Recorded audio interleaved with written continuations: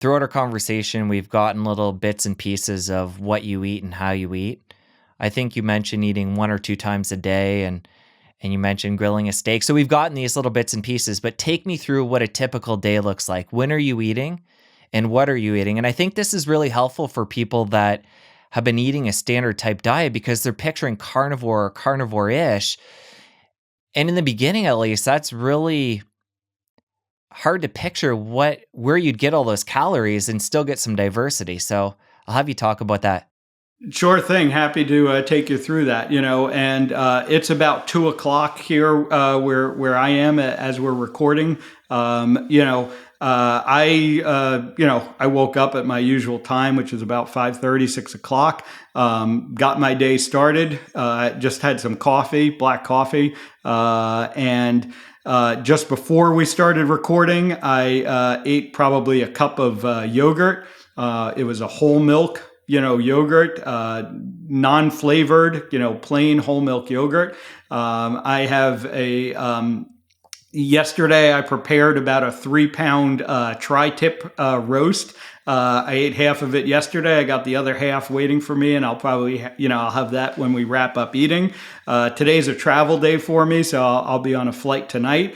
And most likely, that may be all I eat today. And so, I'll probably, at the airport, I usually limit myself to another cup of coffee, and that's about it. But I will have eaten, like I said, a good 1.5 pounds of tri-tip, and that's going to keep me full for likely 24 hours. I might eat, tomorrow's a weekend. So, and I might be having, that's when I maybe eat breakfast. Most days I don't eat breakfast. I have lunch typically kind of in the mid-afternoon because I'm operating, most mornings. And I get out of the operating room, by the time I kind of can sit down and have a chance to eat, it's typically 2, 3 o'clock. And I'll have, maybe, what I'm going to say is a typical day for me. I'll take a pound of ground beef. I'll mix in a couple of eggs. I'll cook that up. I'll eat that for my sort of, I guess you call it lunch, mid-afternoon meal. And then, maybe 3 or 4 hours later, 6, 7 p.m., I might have, a steak or something else, a piece of fish. I eat a fair amount of seafood. I have some dairy, as I said, and that's usually it. And it's pretty simple. I don't feel bored. People say, don't you get bored of eating the same things? I get enough variety. I eat different cuts of meat. I eat different types of meat. I eat beef. I eat lamb.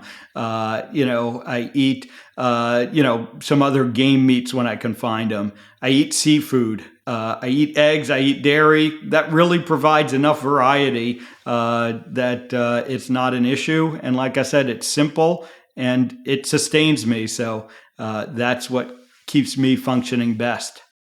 You mentioned having a coffee at the airport later. Will you bring any jerky or any dried snacks in case you get hungry on the plane?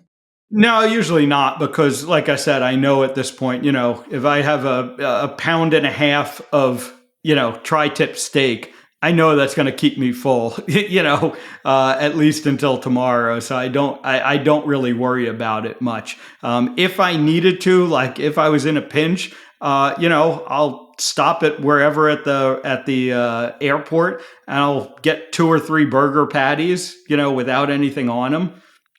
And, I can do that if I need to.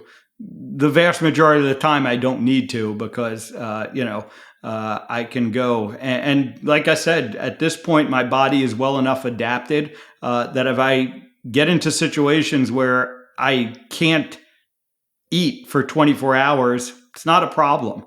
That's one of the empowering things about being able to fast is that, if I have to go 24 or even longer without eating, I can do that as well.